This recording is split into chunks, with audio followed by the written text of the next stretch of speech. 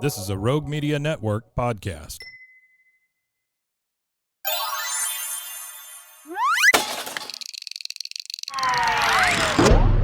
Bwaaa!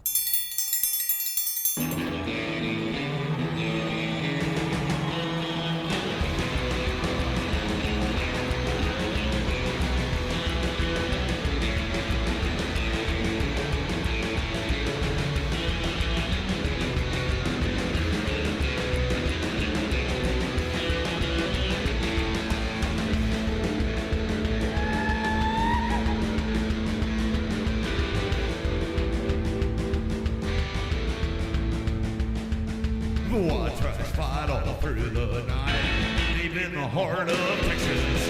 The trailer park is nice and dark, deep in the heart of Texas. That drinks his brew and he spits his chew, deep in the heart of Texas. The TV blares but no one cares, deep in the heart of Texas.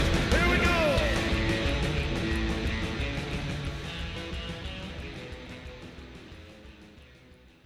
Hey there, everybody. Welcome to Bwaaa, a King of the Hill rewatch podcast. I am Mike. And I'm Rusty. He's Rusty, and he's got a mouthful of Kinder Buenos. Kinder Buenos, yeah. Yeah, in the individual serve packages. Yeah, they're good too. Yeah, I've seen the Kinder Buenos in the big, bars, but I've never seen them in the little tiny Yeah, these are self-serve, like the self-serve whatever. single. These are the Fun Kinder size. Bueno minis. Fun size. Yeah. I've never understood that phrase. Smaller doesn't make it more fun. No. Yeah. It's delicious though. I think any girl in her prom night will tell you that. All right, so we are at season 4, episode 11, Old Glory. Glory indeed. I did not remember this episode until I watched it again. I don't know if it was one that just didn't stick out to me for some reason, but it's not one that I think of when I think back to King of the Hill. Yeah, I don't know. This is it's a weird episode. It's a good one. I mean, there's nothing wrong with it at all. It is different though. It's not one that I quite remember either. There's not a ton of story here, you know, I know. but it's very good. All right, so we start off in Peggy's quote unquote office, of course, with the hot water heater. Not sure why I call it a hot water heater. You don't want to heat your hot water. And she is typing away. Then she noticed that there's a little crumb in the keyboard. She uses her what do you call those, dust busters that's hanging on the wall to vacuum up the the little dust vacuums up the little crumbs out of her the keyboard. little handheld one. Yeah, she sucks one of them up, and she says, yeah, no problem. While she's sucking it up, it sucks up the exclamation key from the keyboard as well. And she says, exclamation point's a crutch anyway. That's funny. Yeah. She goes, Maybe that's a clever Maybe musing. that is a clever musing. So we know that she's sitting there writing musings. And I did make a note here. This is the second episode in a row where we're talking about Peggy's computer. Yeah. That is an old-ass computer. Yeah, so actually we got a little Key Pro? Yeah, Right? we got a little K-Pro? So K-Pro. this is this episode was actually produced before our last episode. That's what I thought. So a lot of times in the TV industry and the animation industry and all kinds of things like that, especially in shows that don't have a lot of hard continuity. Yeah.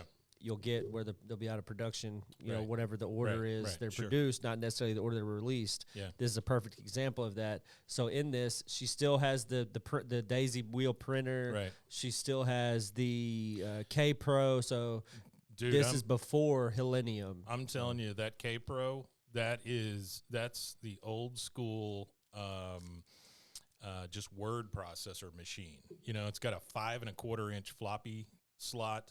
Oh, you're talking about the really, really, Oh that's my the big God. ones that are like that, right? Yeah, the big 5 1/4 inch floppies, and it's got the black screen with the orange letters on it. That is a very, very old Very computer. old. Very old. But she's sitting there writing her musings, and obviously she prints them all out and puts them in a folder, which we find out a little bit later. Bobby comes through as she's doing this, and he says, "Mom, I'm home from school. I think I'm going to go soak my feet." That's a Bobby. That's a Bobby thing. That's definitely a Bobby thing. He's going to go soak his feet.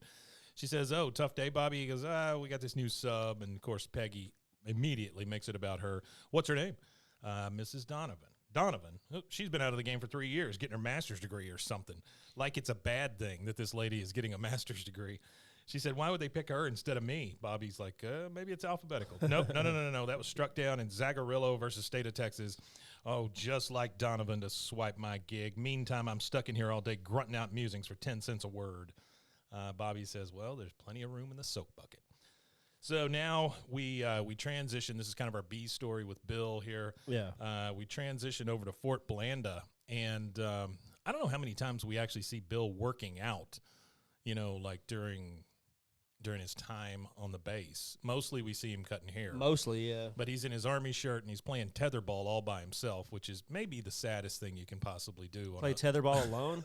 Play tetherball by yourself. Yeah, it is this because it requires another person.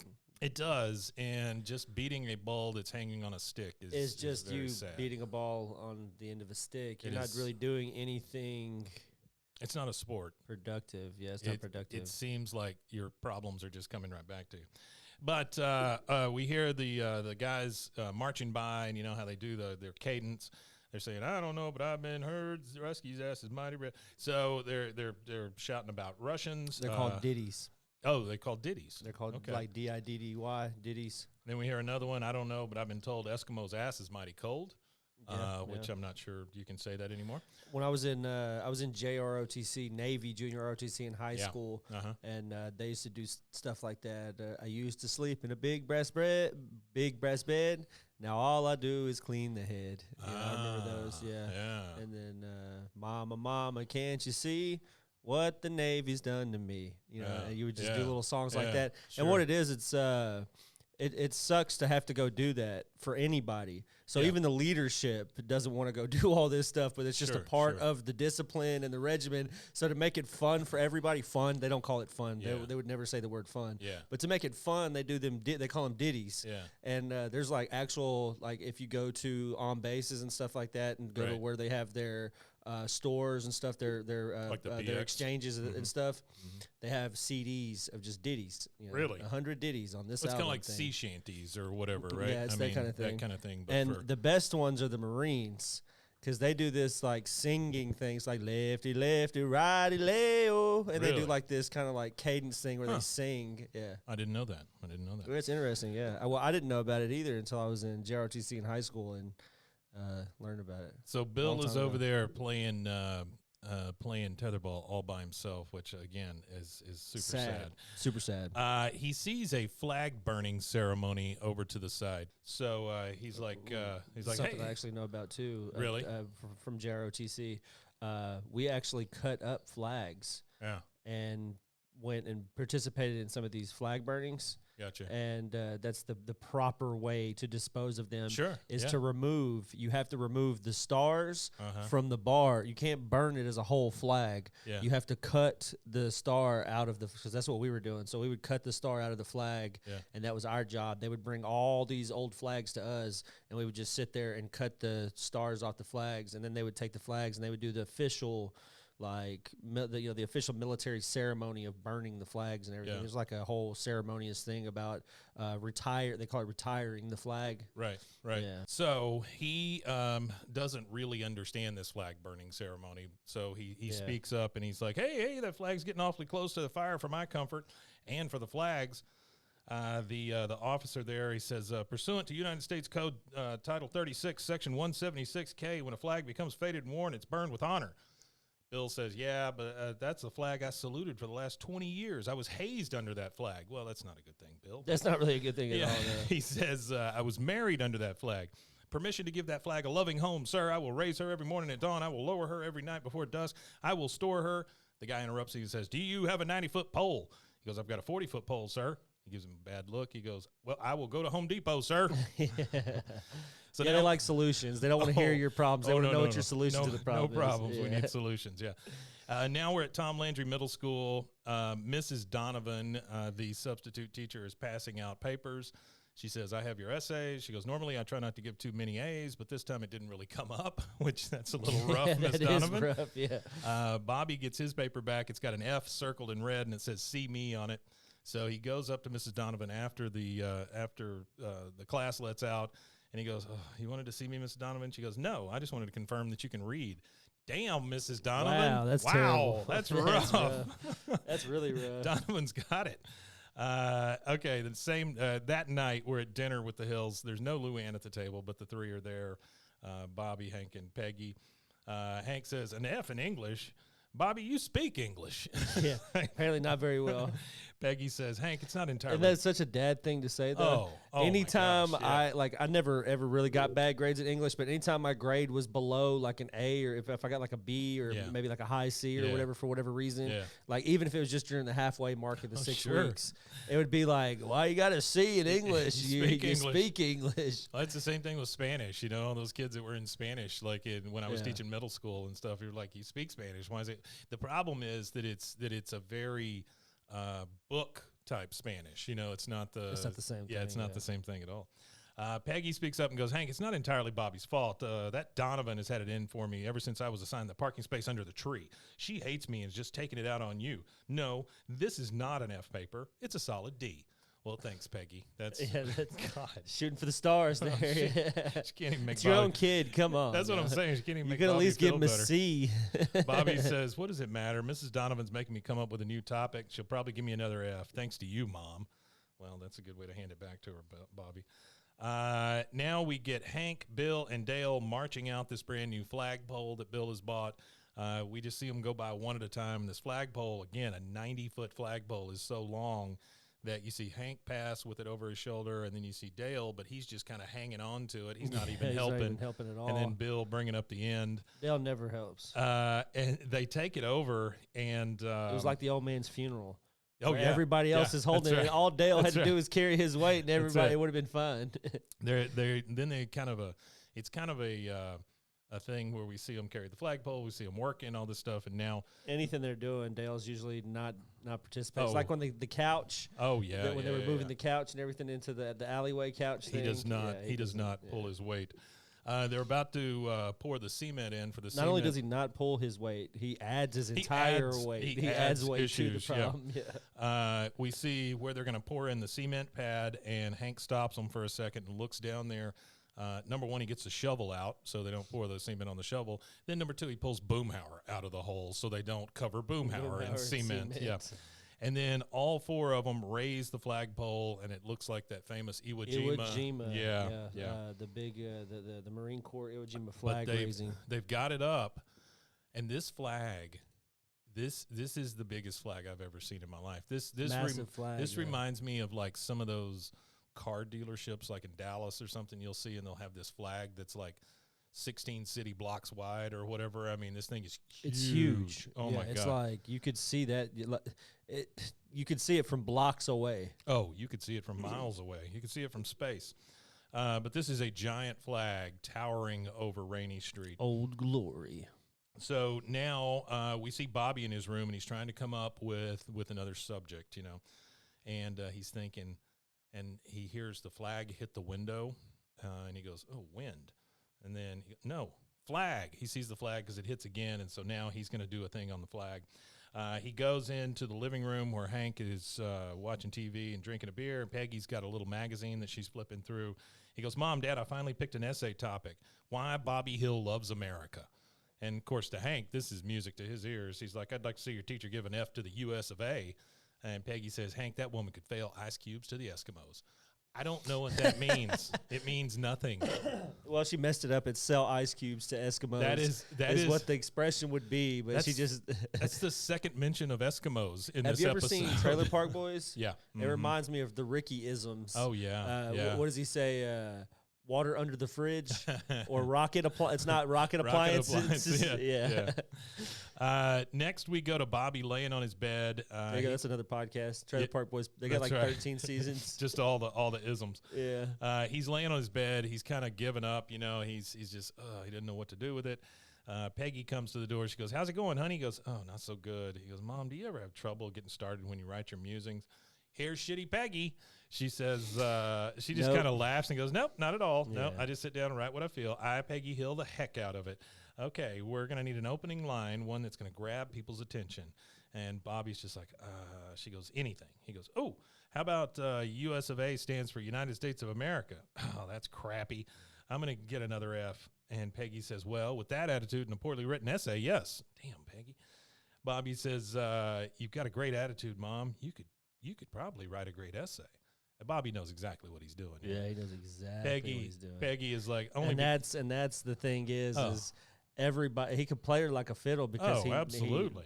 He knows her so well, and she's that easy. All you got to do is challenge her intellect. Oh yeah, and she'll do anything to try to prove her intellect, even if she doesn't have very much. Just play on her ego. Anytime you play on her ego, you got it. She says, yeah, I could write a good essay only because I'm a professional writer. Well, are you, Peggy?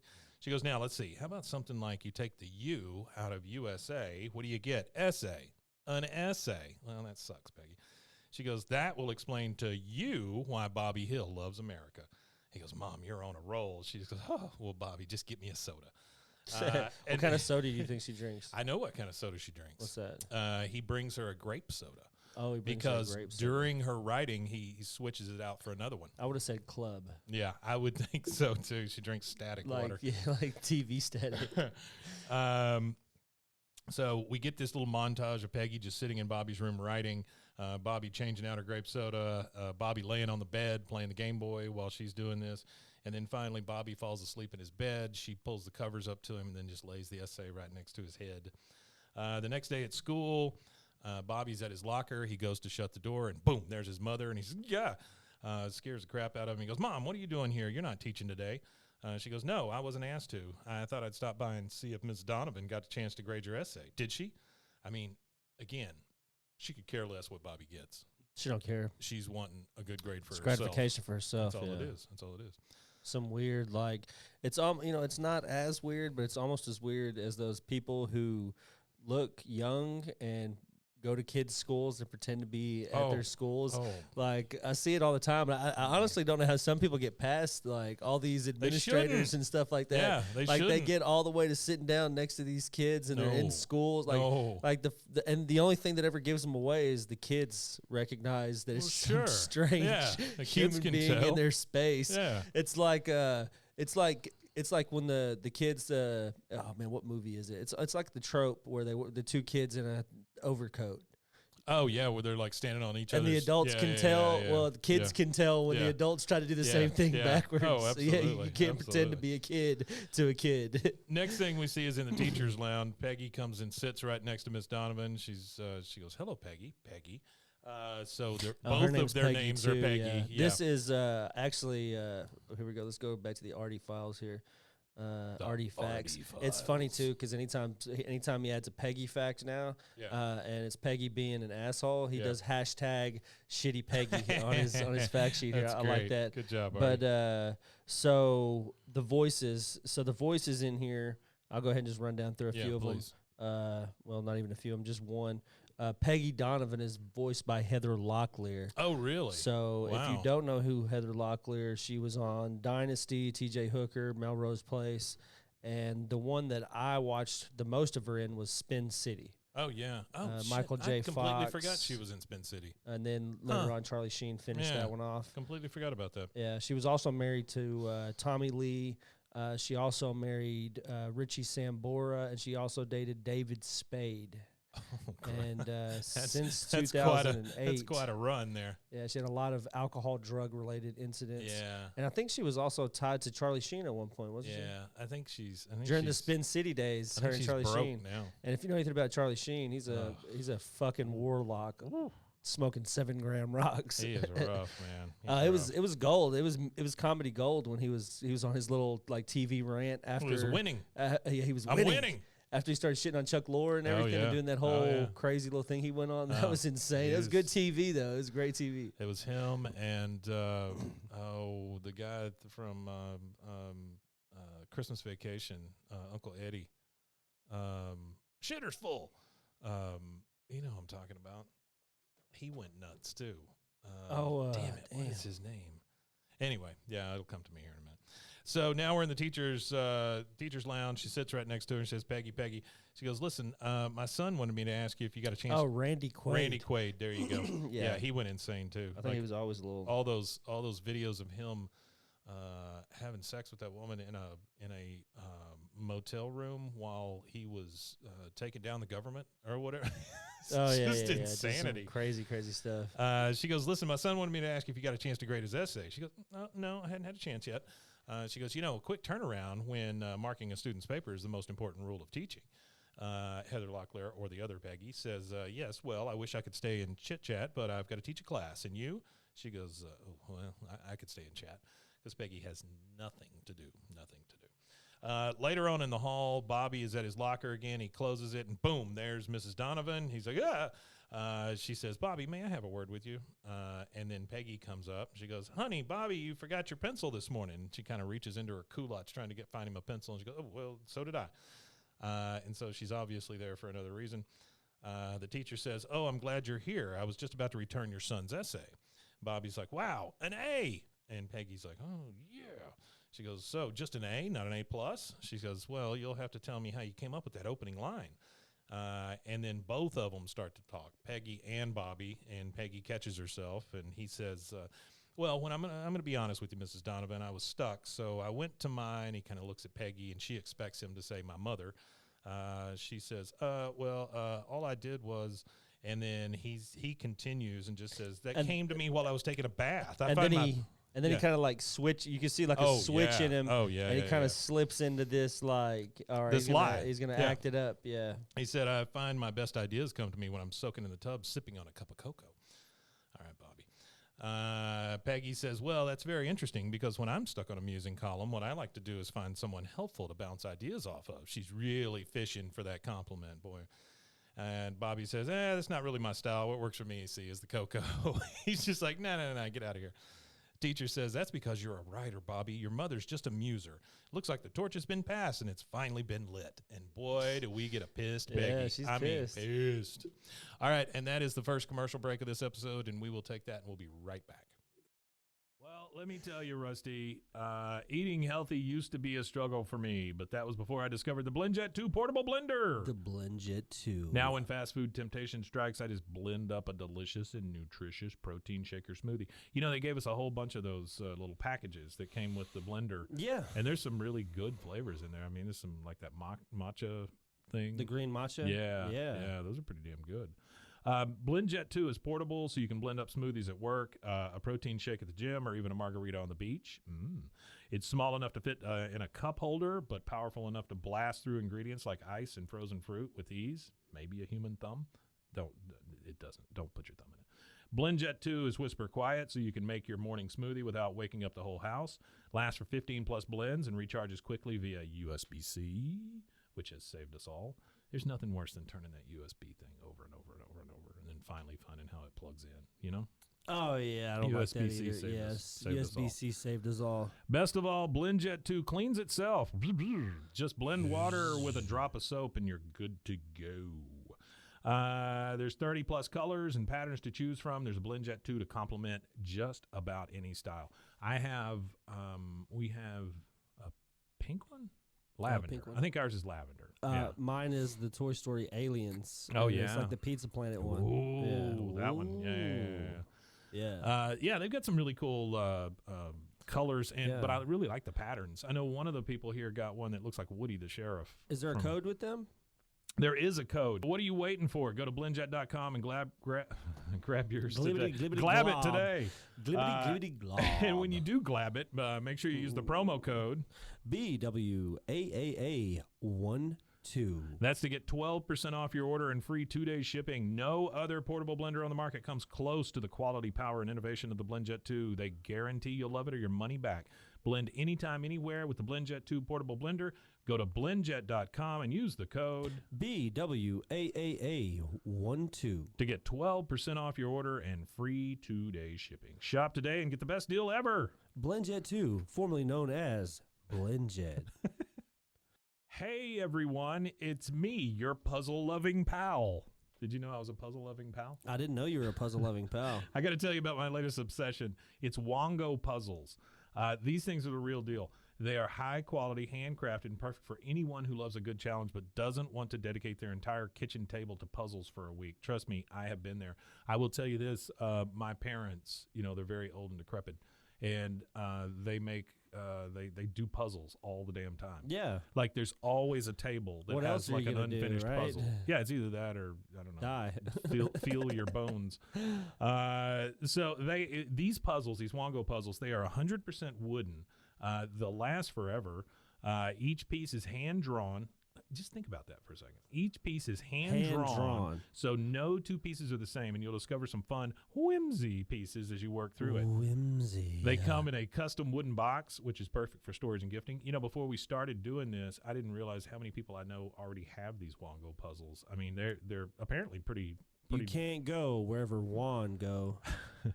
With stunning designs and unique shapes, Wongo puzzles are a cut above the rest. I loved doing the snow globe puzzle myself. It was great to pull out a puzzle and be done in a night and not have it on the table for a week. So what are you waiting for? Let's go to Wongo Puzzles, WONGO puzzles.com, and pick a puzzle today. And be sure to use the promo code BWAAA for 10% off your order. It's the most fun you'll have with a puzzle, guaranteed, or your money back. Go to WONGO puzzles.com and use your code BWAAA to get 10% off your order and get puzzling right now. And we is back. The next thing we get, Peggy is again in her office on her word processor. And she's just typing away. She says, credit where credit is due is not just a phrase for bankers and lawyers. She's like, good, but not great. Luann comes to the door, and Luann goes, well, why don't you just get Bobby to help you? He got an A, Aunt Peggy. Let's be honest. When was the last time me or you got an A? And Peggy's like, May 24th, 1974. She knows exactly when the last time she got an A. That must have been her senior year. Oh, yeah. So It'd have to be. That dates him a My dad little. wasn't even born yet. My dad was 14. Your dad was 14 in 1974? Mm-hmm. I was 5. His dad was like in his 50s. Wow.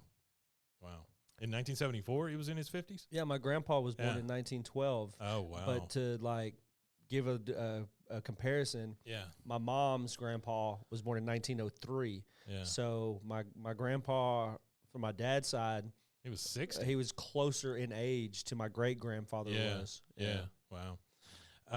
Next thing we see is Bobby in the cafetorium with a crowd of kids around him, and he's just like sipping that milk like he's a big shot. Sipping that milk. Bobby says, I find that adverbs are overrated and that your adjectives are your real go-to guys. Okay, Bobby, nobody cares. Principal Moss comes up and goes, hey, there's my little Shakespeare. We got a pep rally coming up, and I want you to read that essay of yours to the children. Bobby kind of looks around and goes, all right, I'll do it for the children. For the kids, yeah, got to do it for the kids. Next, we get Peggy. She is in the kitchen at the Hill House. She's reading some papers, and she goes, Hank, take a look at these and tell me I'm not crazy. And she starts handing these to Hank, and Hank says, my husband's love affair with beer and why I'm not jealous. Well, I do like beer. For Hank, everything is just face value. Well, yeah, I do like beer. Peggy goes, I thought it was great too, but apparently the arts editor, the Arlen Bystander, thinks people are much more interested in celebrity birthdays and reading my musings. Hank, taken back by this, he goes, they stopped running your musings? Peggy says, oh, Hank, they think the public doesn't care what's on my mind. Hank, well, we don't, Peggy, but Hank says, Hank says, don't give up, Peggy. Hey, look at Bobby. He got an F and bounced right back. This is like an F for you. All you need to do is find a good topic like Bobby did, though it wouldn't go near the flag. Bobby's pretty much written the final word on that. This is just killing Peggy inside, right? I mean, this is really getting her into a ball. And she's like, I wrote Bobby's essay. Yeah. And Hank says, what? No, the flag inspired Bobby to greater heights. She goes, no, it was all me. It was all me. Another shitty Peggy thing. She's got to take credit. Well, that's the thing is she didn't. That's the thing I don't get about Peggy at all right here is she didn't want the credit to begin with because she let him write. Mm-hmm. She let him go off and start his deal. Yeah. But now she's pissed because he's getting too much credit. Yeah. Yeah, she wants all the credit, but she doesn't want anybody to know she has the credit, but she still wants the credit. What's your point here? Oh, her point is she's an ass. Yeah. He goes, you wrote the whole thing? She goes, you know he's never even thanked me, not once. And would it kill him to say to people, my mom helped me with that line, or my mom wrote the essay, or I had nothing to do with it? Well, that's a lot, Peggy. Yeah. Hank says, well, I agree. He shouldn't take the credit, but you shouldn't have written it for him in the first place. From where I'm sitting, you're both screwed up. Now, what are you going to do about it? She says, well, I cannot speak for Bobby. He goes, well, you have no problem writing for him. She goes, damn straight, I got an A. Damn, Peggy, damn. The next thing we see is inside Con's house. It's dark, and Con and Min are in bed. Con is dreaming, and he's kind of muttering, Gwyneth Newsonphone, where's my lunch? And Min rolls over and goes, Con, wake up, it's 10:30. And she goes, you're late for work. He goes, what? No, it's still dark out. He looks out the window, and that giant flag is covering his whole damn house. Yeah. So he thinks it's the middle of the night. That is a little obnoxious for a flag for a neighborhood. It's huge. The next thing we see is Con going out in his bathrobe to take down the giant flag. Bill comes to his back door, and he's in nothing but a towel. And he goes, Con, you touch that flag, and that'll be the last thing you ever touch. You very rarely hear Bill threaten somebody. But Bill has the capacity. So Bill's nuts. Yeah, he has the capacity. Well, not only is he nuts, he's proven himself to be physically capable of hurting something. Oh, sure, absolutely. But he's in that towel, and they start chasing each other around. Finally, Con runs off, and the towel falls off Bill, and we get naked Bill right in the middle of the middle of the street. Bill's balls with his little shriveled butt. Next, we're at the soccer field. Bobby, that was very progressive, though, to show ass on television. It really was, even if it's animated ass. Yeah. Next, we're at the soccer field. Bobby is up on the top of the bleachers. Here comes Clark Peters. Hey, Bobby. And he goes, hey, Clark. He goes, I've never said anything, but I really admire your writing. He goes, if I had a gift like yours, I'd share it. He goes, oh, that's nice. He goes, my favorite hobby is due Thursday. And you see him just kind of slide the paper over to Bobby on the bench. I'll turn it in Friday so they don't get suspicious. And then it shows down at the bottom of the bleachers, there's all these kids just clamoring for Bobby to start writing their essays. That night, we're at the Hill House. We're in Peggy's office, and Bobby comes in there, and she goes, you have something you want to say to me?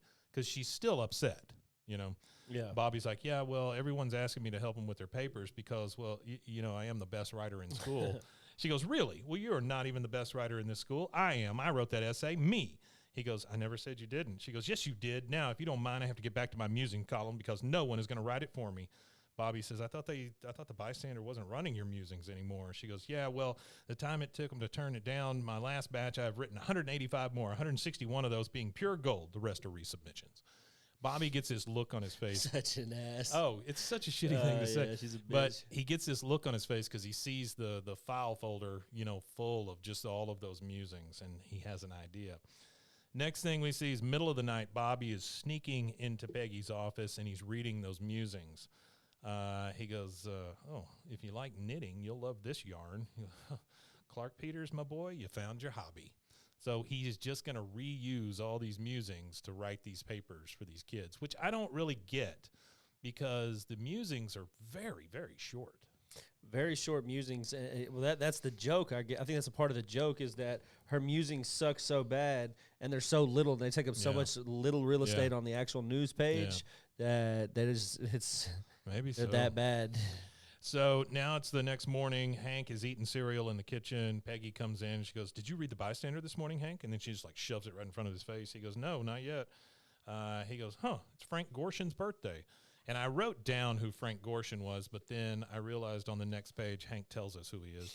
He goes, he was the Riddler, you know, and he's the guy who played the Riddler in the original, you know, Frank 60s Gorshin. Batman. Yeah, which his birthday, according to Artie here, was April 5th.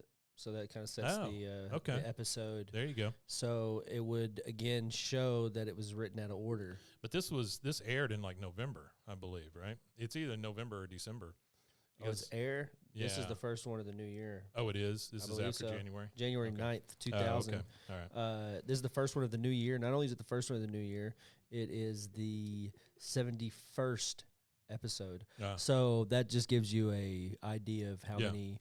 We are now 52 weeks is a year plus 21 more. Yeah. Was that right? Is that right, Matthew? 21 more. Well, no, 20, what'd you say? 71? Yeah. So it'd be 19. 19 more. So yeah, we're deep. We're deep. We're deep.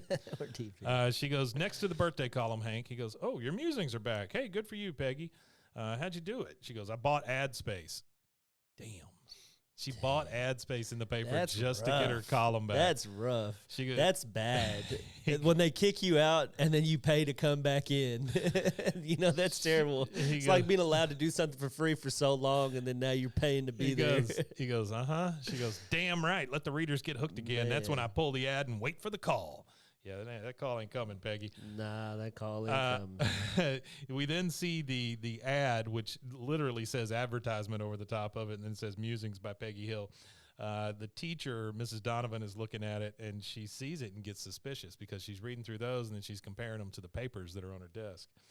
The next thing we see is Peggy is at lunch at Tom Landry Middle School, so I'm assuming she is substituting or she just hangs out at the damn middle school all day. Yeah. The other teacher comes over and sits down with her tray, and she goes, so many people like to knit. Peggy goes, oh, I see you read my column. She goes, oh, I read it twice. Well, thank you. Would you mind writing a letter to the editor to that effect? Because she's trying to get her column back up. Lady says, well, if I write one for you, I'd have to write one for Clark Peters. Peggy's like, well, if you think it would, I don't follow. She goes, it seems both you and Clark Peters both believe that, quote, when it comes to tea cozies, it's either crochet or the highway. Now, that doesn't sound like the Clark Peters I know. The Clark Peters I know likes to burn things. And Peggy's like, oh, my God, I feel so plagiarized. She goes, plagiarism? That's a serious accusation.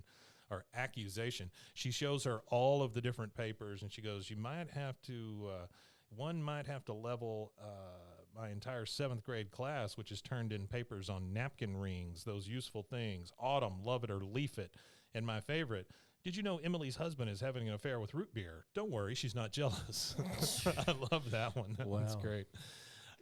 Peggy says, obviously, someone has hacked into my K-Pro. Well, no, Peggy, nobody's getting into your damn K-Pro with its 256 megs of memory. The lady says, I can't believe that. Or I can believe the 9 children who told me that Bobby wrote their essays. 9 kids. 9 children. Dang. Peggy says, Bobby Hill, get over here. How dare you steal my musings? Bobby comes over. She goes, it's your fault for writing my essay and getting me an A.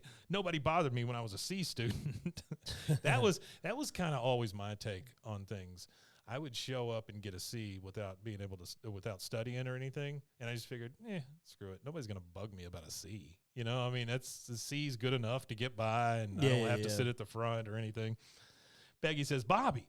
And then the teacher says, well, now we're getting somewhere. If I may steal something from your musings, the sauce thickens. Peggy says, what do you want, huh? Money? I spent it all on that ad. The teacher says, I think the right thing to do would be to apologize. Peggy says, right. Bobby, tell her you're sorry. Jeez, Peggy, damn. The lady says, no, not to me, but to the entire student body. And what better place than tomorrow's assembly? I suggest you each write your own apologies. Otherwise, I will file a formal complaint with Principal Moss. Peggy says, what did they teach you in that graduate school? The teacher says, how to survive. She just kind of storms off with her tray. And that is the second commercial break in this episode. We will take that, and we'll be right back. Hey, Rusty, did you know that you could be putting oil and chemicals in your coffee? No, I didn't know that. I mean, I love coffee creamer, but I don't think I've ever turned a bottle around to actually see what's inside. You know, recently I did, and I found out many of my favorite creamers, like especially the one my wife used to use, they contain ingredients I would never intentionally add to my coffee cup, like canola oil, dipotassium phosphate, whatever Sounds that is. Terrible. Artificial flavors. I can't take artificial flavors a lot of the time. Yeah, you know, I'm good on any flavoring. They taste gross. I don't like flavors in my coffee. I like the earth and flavor of coffee. I mean, I love coffee. Don't get me wrong. I do love it. I just I don't like all that crap in my coffee, right? Yeah, no, who does that? So let me tell you about Laird Superfoods then. They have better ingredients, amazing taste, and functional benefits. Laird Superfood creamers are crafted from the highest quality, all-natural, real food ingredients. All Laird products are sustainably sourced and thoroughly tested to ensure that you're incorporating the cleanest, finest fuel into your routine. Now, they're all natural. They've got whole food ingredients. They contain naturally occurring MCTs from coconut oil, and everybody tells you coconut oil is good for you. Mm-hmm. There's no artificial flavors, no colors, no additives, no sugar from highly refined corn syrup. So that's a big deal right there. If you take one thing you do every day and make it better, Laird developed his creamer himself to stay powered for a day on the waves. He was a big wave surfer, Laird Hamilton was, and he needed a morning fuel that could allow him to spend the entire day chasing the ultimate wave. So he made this creamer, and it is it's crazy good.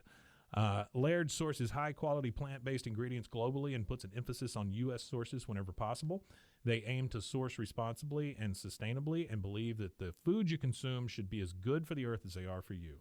They have honest and transparent products and labels. If you try it, you won't go back.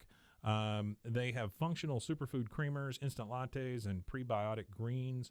They have a variety of snacks and supplements full of wholesome plant-based ingredients to keep you charged for wherever life takes you. So to get a deal on Laird Superfoods, I need you to go to zen.ai, BWAAA, King of the Hill. So that's zen.ai/BWAAA, King of the Hill. And your offer code there is BWAAA. So Laird Superfoods makes a better creamer that keeps you powered all day, and it's better for you, the earth, and your coffee. What do you say, Rusty? You want to go get some coffee? Coffee. Hey, Rusty. Yeah. Did you know that dehydration is the leading cause of daytime fatigue? Oh, no. I don't know about you, but like 2:30, 3 o'clock, I just hit a wall almost every day. I was shocked to learn that even mild dehydration can cause headaches, muscle weakness, brain fog, but luckily there's a cure. Oh, there is? Actually, I should have said there's a solution. It's called Cure. Cure Hydration. The Cure Hydration is an oral rehydration solution, or ORS, that contains the perfect balance of electrolytes. We know how important that is because plants crave it. Super important. And glucose to help your body absorb water and rehydrate quickly. The formula is made with all natural ingredients like coconut water, powder, and pink Himalayan salt. Whoopee. And it is free from artificial flavors, sweeteners, and preservatives. Cure Hydration is vegan, gluten-free, and non-GMO. That makes it a great option for anyone with dietary restrictions and preferences. The packets that they give you, they're convenient. They're easy to use. You just mix them with water and drink. They're perfect for on-the-go, travel, or anytime you need quick hydration. Hydration is more than just drinking water, Rusty. It is, that's what Lauren Picasso, a lifelong endurance athlete, discovered as she struggled to stay hydrated no matter how much water she drank. I've known people like that. My wife drinks so much water, it's crazy. Lauren found Cure, a science-backed electrolyte drink mix to make hydration easy for everyone. Cure believes that hydration should be simple and effective, but also clean and natural. That's why they only use the highest ingredients and quality plant-based stuff to avoid any artificial or harmful additives. They're committed to transparency and honesty. All of their ingredients are clearly listed on their website and packaging, and they're always happy to answer any questions or concerns. So are you ready to combat dehydration? Absolutely. You can try Cure today and feel the difference for yourself. Use your code BWAAA. Sorry, I blanked. You're good. For 20% off your order. Try Cure today and feel the difference for yourself. Use our special code BWAAA for 20% off your order. Your coupon will be activated at checkout. Try Cure Hydration. Stop drying out. All right, and we are back to finish up this episode, Season 4, Episode 11, Old Glory. We're in the Hill living room on the couch. And they are trying to figure out what they're going to do about this terrible plagiarism. Bobby says, I guess deep down inside, a part of me always knew I didn't deserve that A. Peggy goes, oh, God, when those students see me on stage, they're going to expect me to receive another Substitute Teacher of the Year award, not a self-administered tongue lashing. I'm sorry, I can't do it. I won't. It's not fair to the students. Jeez. It's that's bad. I don't want to apologize because it's not fair to somebody else. Sounds like somebody who doesn't want to say I'm sorry. I never thought Peggy was this crappy until we started doing this show. And now seeing her words on this page and the way that she reacts to people or doesn't react to her own damn family. Yeah, it makes it way worse. She is a terrible person. I mean, you don't really realize, like I said, we're doing like this dissection of the entire show. So we're looking at, we're reading each show's entire transcript. It's crazy. And her language is just. She would be a lot of fun to write for. Because you know who you're dealing with here. Because bad guys are always easier to write for, you know. Yeah, but the bad guys always die. That's true. Or fall out of planes. Will she die in the upcoming? Will Peggy be a ghost and Hank will be alone? Oh, I like that. Wouldn't that be funny? Peggy's I a mean, ghost. wouldn't that Peggy just be a ghost? Not funny, but wouldn't that be like It'd be funny. Yeah. interesting for the show? Hank says Or she just haunts people well, she instead. kind of haunts them now. Yeah. Hank says, what you two did was wrong. You've not only disgraced the flag, you've disgraced the republic for which it stands. If I were you, I'd start writing your apologies, and if I were you, I'd hide yours from Bobby, talking to Peggy. Yeah. Hank walks off. Bobby says, it's all my fault, Mom. I'm so sorry. Peggy finally admitting something. She goes, I'm sorry, too, but I'll be damned if I'm going to get up on that stage and apologize to that woman. Well, you're really apologizing to the school. You're not apologizing to that woman, but whatever, Peggy. Bobby says, we have no choice. If we don't go to the assembly, Mrs. Donovan's going to turn us into Principal Moss. Peggy says, oh, don't worry. We're going to go to that assembly, and we're going to put on one hell of a show. He says, what do you mean? She goes, those students don't need an apology. They need something to believe in, and that's what we'll give them. Boy loves his country. Mother loves her son. It's an American as apple pie. And if Donovan says boo, they'll hang her for treason. I don't think that's going to happen, Peggy. I'm not real sure that treason is on the table here. Bobby, of course, from that, all he gets is the apple pie part, and he goes, yeah, I love apple pie. Yeah, that's all he's worried about is apple pies. Peggy says, that flag got us into this mess, and that flag is going to get us out. At tomorrow's assembly, we'll give those saps a good old-fashioned star-spangled snow job. We'll set it all up tonight. What the hell is a star-spangled snow job? I don't know. I don't even want to know. Snow job. That sounds like some weird, sexual activity. Sounds like you got to pay extra for Have that. you ever had an old fashioned star spangled snow job? Anybody? Let us know.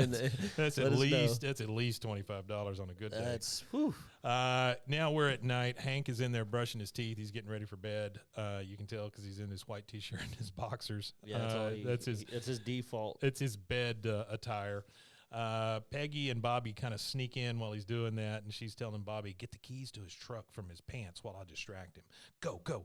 And she just kind of comes in and leans on the bathroom door to distract Hank. She's oh, honey, is the grout cracking on the tub again? And he, of course, Hank, taken back, he's like, what? Oh, good Lord. And he starts looking at it. Bobby grabs the keys. Yeah, she knows exactly how to get him going. So now they're sneaking out of the house together. And Peggy's like, now at night, Mr. Dotreve keeps that flag folded in his garage. So and she looks out and goes, oh, shit, the flag is still up. It's not only up, Bill has put a spotlight on it just to piss off Con. This point. Well, maybe to piss off Con, but actually that's a rule.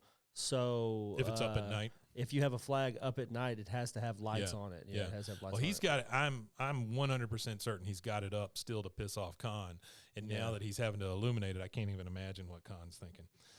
Peggy goes, oh, all right, change in plan. I've taken down laundry. I can take down a flag. And Bobby says, well, now I can drive a truck. You've got your 11-year-old kid driving a truck at this point, Peggy. Maybe your plan has gone a little off the rails. Way off the rails. She's like, oh, yeah. And then you see Peggy unscrew the floodlight, and then Bobby's backing in the truck, and she's like, okay, a little more. Keep it coming. And boom, you hear that. Bobby hits the flagpole.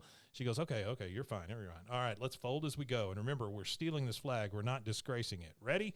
And then as soon as she grabs the rope starts burning her hands, and the whole damn flag just falls on the ground. So the flag has been disgraced already, right? It's touched the ground. Second it hits the ground, yeah. Yeah, and so they ball it up, and they put it in the back of the truck, and the next thing we see, they're pulling up to a red light, and a cop pulls up next to them, and she's like, don't look over. Oh, wait, no. That makes you look guilty. Look over. So they both look over at the same time at the cop, and then give him a big-ass shit-eating grin. Yeah, it's like the grin, most, yeah. It is the most guilty-looking thing ever, and she just goes, oh, perfect. Now we're at Tom Landry Middle School in the middle of the night, and they get out of the truck. They go back to the back, and they find out that there's no flag back there. Apparently, the flag fell out. And she says, the flag, quick, Bobby, get in the truck. We have to retrace our steps. And she starts to back up the truck, and she goes over a big bump. She has now run over the flag, so the flag is drug on the ground. She's now run it over with the truck. She's like, oh, no, Bobby, get out and check. And he goes, oh, please let it be a speed bump. And he goes, nope, it's a flag, and it's wrapped around the axle. And so he has to start dragging it off of the axle and stuff, and he's ripping the flag. He's like, all right, slowly drive forward. And you hear just ripping. He goes, okay, you're free.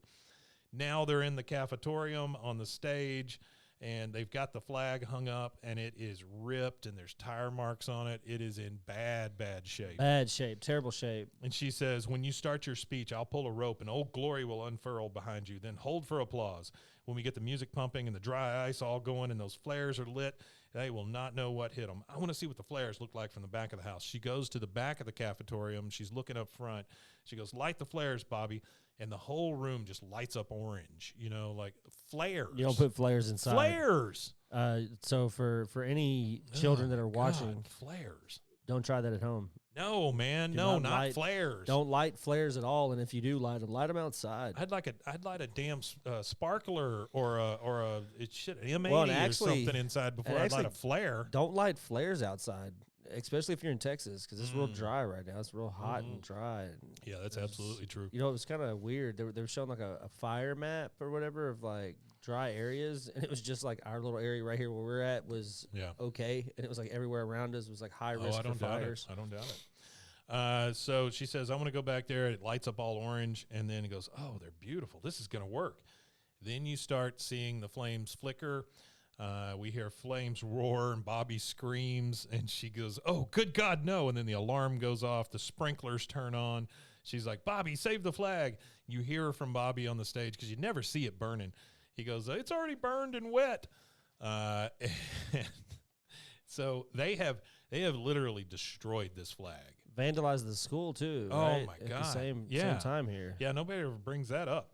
But they pull up and they've got the flag in a giant wet ball in the back of the truck.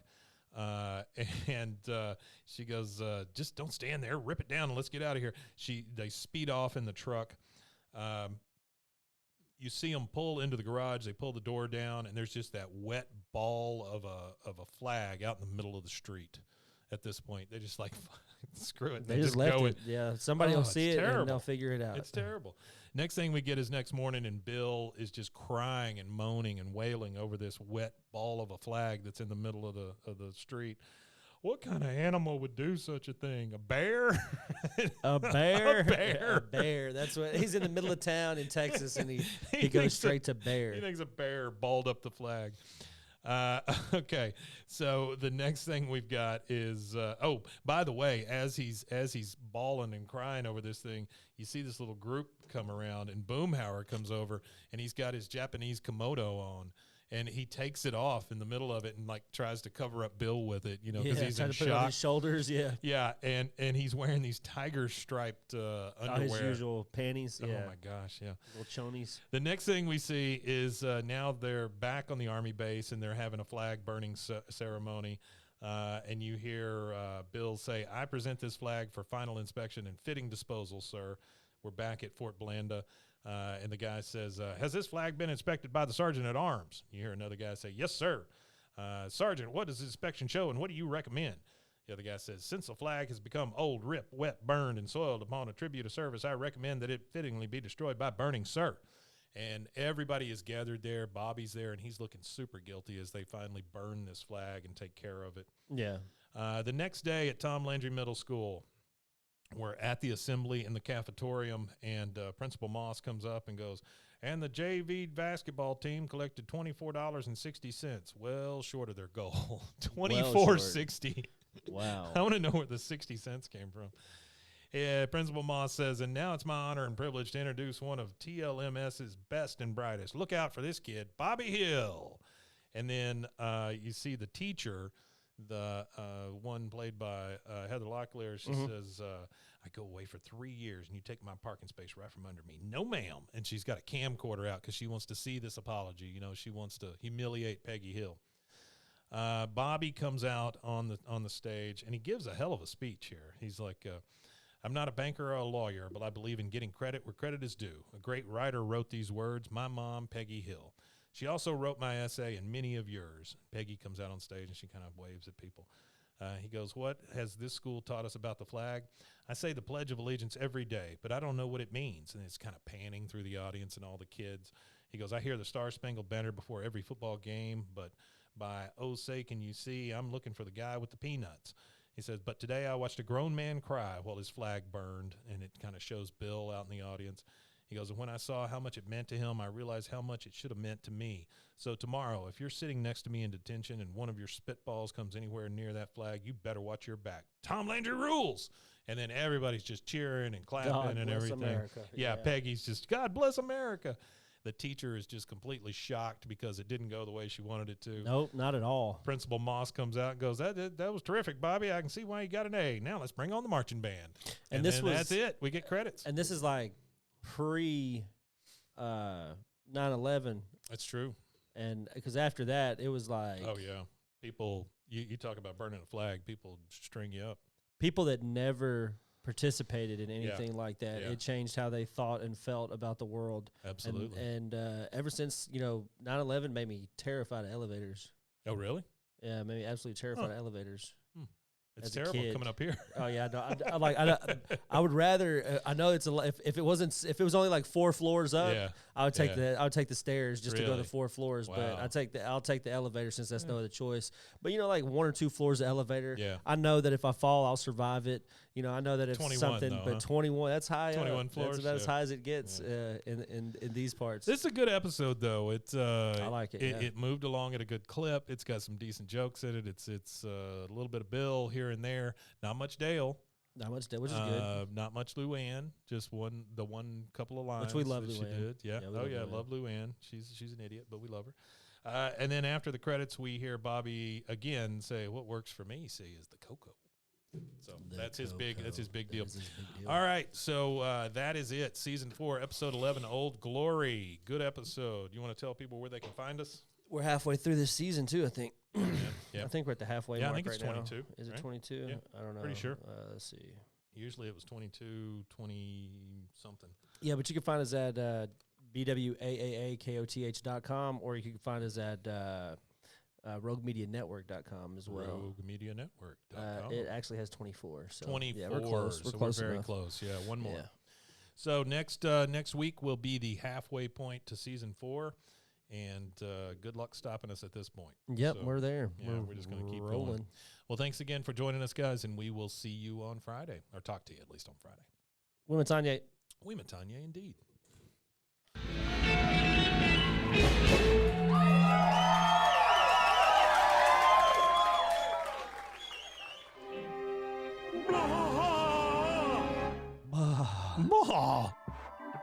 This has been a Rogue Media Network production.